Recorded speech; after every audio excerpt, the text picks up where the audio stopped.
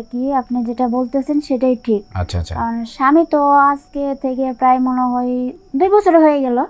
আচ্ছা না 2 বছর হয় নাই, তারপরেও আর কি এরকমই কাছাকাছি হবে। আচ্ছা তো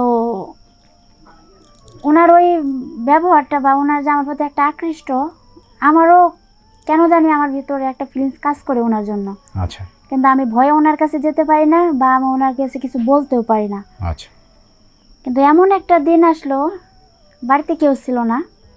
বাড়িতে আমার শ্বশুর শাশুড় যাই হোক সবাই চলে গেছে ওনাদের একটা কাজে, একটা মানে একটা অনুষ্ঠানে আর কি চলে গেছে। ও আচ্ছা আমি না করছি, কারণ আমার মানে যাইতে ইচ্ছে করে নাই। আচ্ছা এখন সেটা কি ভাসরের জন্যই না এমনি সেটাও আমি জানি না। তো আমার ভাসর যখন কাজ থেকে ফিরে আসে, ওনার সাথে আমার মানে কথায় কথায় অনেক কিছুই বলে ফেলাই। তো সেইখানে আর কি ওনার সাথে আমার একটা ফিজিক্যালি সম্পর্ক হয়ে যায়। আচ্ছা যাই হোক এরকম প্রায় দীর্ঘ অনেক দিনই হয়। মানে এটা গোপনে চলতো? হ্যাঁ গোপনে চলতো। চলতে চলতে একদিন হঠাৎ করে কিভাবে যেন আমার স্বামীর আর কি বন্ধু বান্ধব নাকি ভাগ্নি, আমি সঠিক জানি না, তার মাধ্যমে আমার হাজবেন্ড পুরোটা জানে ফেলে। আচ্ছা, যে আপনার ওনার বড় ভাইয়ের সাথে আপনার একটা ফিজিক্যাল রিলেশন চলতেছে? হ্যাঁ ফিজিক্যাল রিলেশন চলতেছে। আচ্ছা। উনি আমার হাজবেন্ড অনেক কিছুই বলে, এই খারাপ কথা ওই সে অনেক কিছু বলতে বলতে লাস্ট পর্যায়ে বলে তোরে ডিভোর্স দিব। কে সাথী আপনাদের মাঝে উপস্থিত হয়েছে, তার জীবনের ঘটে যাওয়া ভুল কিছু জীবনের ঘটনা নিয়ে আপনাদের উদ্দেশ্যে কিছু বলার উদ্দেশ্যে, যে তার মতো ভুল যেন কেউ না করে, আর সে ভুল থেকে কি শিক্ষা পেয়েছে সেটাই আজকে আপনাদের মাঝে শেয়ার করবে। তো সাথী, জি তুমি তোমার জীবনের ঘটে যাওয়া যেসব ঘটনা আছে তুমি আমাদের দর্শকদের কাছে শেয়ার করতে পারো, যে তুমি এই ভুল থেকে কি শিক্ষা পেলে। আসসালামু আলাইকুম, আমি সাথী, বাড়ি আমার বগুড়া। তো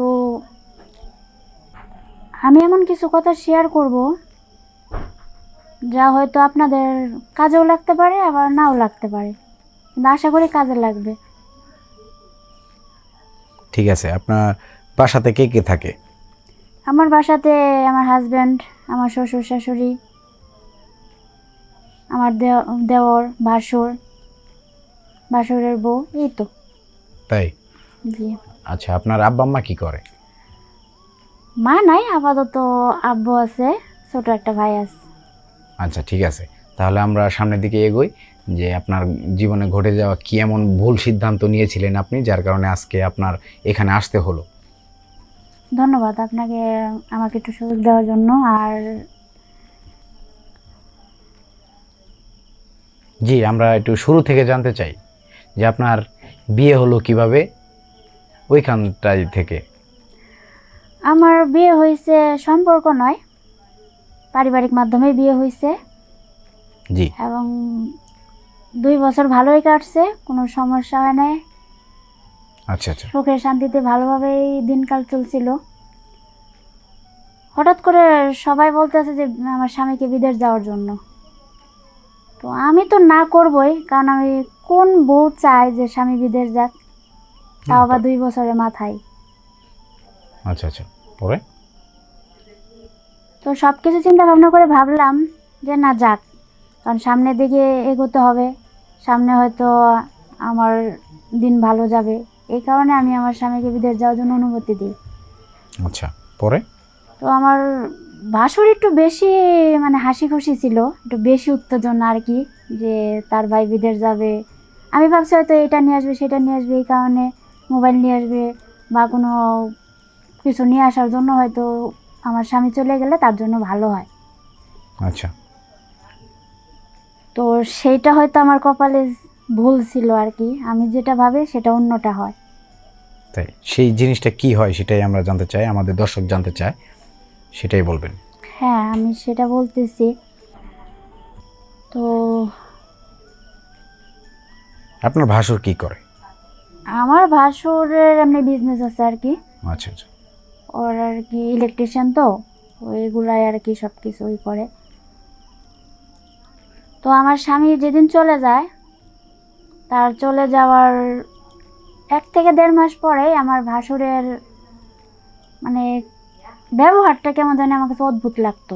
মানে এটা কেমন ব্যবহার? আপনার দিকে দুর্ব্যবহার করা নাকি আপনাকে, মানে আমি আপনার জীবন বৃত্তান্ত পড়ে যেটা বুঝলাম, আপনি আপনি তো জানেন যে আমাদের এখানে আসার আগে আপনার জীবন বৃত্তান্ত দিয়ে আসতে হয়। তো ওইখান থেকে দেখলাম যে আপনি বলছেন যে আপনার ভাসুর আপনার দিকে খারাপ নজরে তাকাতো। হ্যাঁ, এটা ঠিকই পড়ছেন আপনি, এটা সত্য। আচ্ছা আচ্ছা, ঠিক আছে, আমাদের দর্শক জানতে চায় আপনার নিজের মুখ থেকে বলেন। তো 1 মাস পর থেকে এমন ব্যবহার দেখছি যে ওনার যে মানে আমার প্রতি ওনার আকৃষ্টটা বেশি, ওনার নজরটাও একটু কুদৃষ্টি। তারপরে আমি গোসল করতে গেলেও ওনার বাইরে দাঁড়ায় থাকা, কিংবা আমি যদি রান্না করি সেখানে উনি দাঁড়ায় থাকে। মানে এমন কিছুভাবে আকৃষ্ট ওনার মাঝে আমি দেখছি যে আমাকে উনি চায়। মানে বলতে গেলে যে আমার প্রতি ওনার একটা আকর্ষণ আছে, আচ্ছা আচ্ছা যেটা আর কি আস্তে আস্তে আমি বুঝতে পারি। কিন্তু আচ্ছা। এই কথাটা মানে এমনও দিন গেছে আমি ঘুমাতে পারি নাই, কারণ আমি যখন বিছানায় শুই মানে মনে হয় যে উনি আমার পাশে বসে আছে, বা আচ্ছা, মানে এমনও একটা- মনে হয়, একটা ভয় কাজ হ্যাঁ করতো একটা আপনার ভয় ভিতরে। কাজ করে। এমনও মনে হচ্ছে যে আমি এক জায়গায় বসলে উনি আমার সাইডে এসে দাঁড়ায় রয়েছে, বা অনেক সময় ওনাকে আমি মানে আপনি মানে বলতে শরীরে চাচ্ছেন। কাপড় চোপড়ও থাকে না ওনার, এরকম টাইমে আমি ওনাকে দেখছি। ও আচ্ছা আচ্ছা, মানে এটা আপনাকে দেখানোর জন্য এমন করতো। হতে পারে হয়তো আমাকে দেখানোর জন্য, কিংবা কি চা আমি জানি না, প্রথম প্রথম বুঝতে পারিনি। আচ্ছা কিন্তু এরকম করতে করতে করতে করতে পরে দেখা যাচ্ছে না, আমি যেটা ভাবতেছি সেটাই সত্য, এখানে কোনো ভুল কোনো কিছু নাই। তো এরকম করতে করতে আমারও কেমন জানি একটা ফিলিংস কাজ করা শুরু করে ওনার প্রতি। আচ্ছা, এখানে একটু থামতে চাই। ফিলিংস কাজ করা বলতে আপনি আপনার ভাসুরের সাথে সম্পর্কের ফিলিংসের কথাটা বলতেছেন? জি, আমি তাই বলতেছি। আচ্ছা, মানে আপনি এতদিন যাবৎ আপনার স্বামী বিদেশে থাকে, এর কারণে আপনার আপনার ভাসুরের প্রতি ফিলিংসটা আসতেছে। হ্যাঁ, এটাই আর কি, আপনি যেটা বলতেছেন সেটাই ঠিক। আচ্ছা আচ্ছা কারণ স্বামী তো আজকে থেকে প্রায় মনে হয় 2 বছর হয়ে গেল। আচ্ছা না, 2 বছর হয় নাই, তারপরেও আর কি এরকমই কাছাকাছি হবে। আচ্ছা তো ওনার ওই ব্যবহারটা বা ওনার যে আমার প্রতি একটা আকৃষ্ট, আমারও কেন জানি আমার ভিতরে একটা ফিলিংস কাজ করে ওনার জন্য। আচ্ছা কিন্তু আমি ভয়ে ওনার কাছে যেতে পারি না, বা আমি ওনার কাছে কিছু বলতেও পারি না। আচ্ছা কিন্তু এমন একটা দিন আসলো, বাড়িতে কেউ ছিল না, বাড়িতে আমার শ্বশুর শাশুড়ি যাই হোক সবাই চলে গেছে ওনাদের একটা কাজে, একটা মানে একটা অনুষ্ঠানে আর কি চলে গেছে। ও আচ্ছা আমি না করছি, কারণ আমার মানে যেতে ইচ্ছে করে নাই। আচ্ছা এখন সেটা কি ভাসুরের জন্যই না এমনি সেটাও আমি জানি না।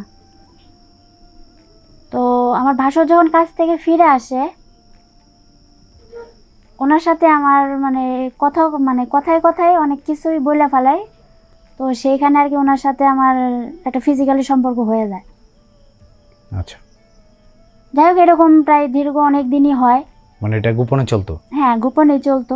চলতে চলতে একদিন হঠাৎ করে কিভাবে যেন আমার স্বামীর আর কি বন্ধু বান্ধব নাকি ভাগ্নি, আমি সঠিক জানি না, তার মাধ্যমে আমার হাজবেন্ড পুরোটা জানে ফেলে। আচ্ছা, যে আপনার ওনার বড় ভাইয়ের সাথে আপনার একটা ফিজিক্যাল রিলেশন চলতেছে?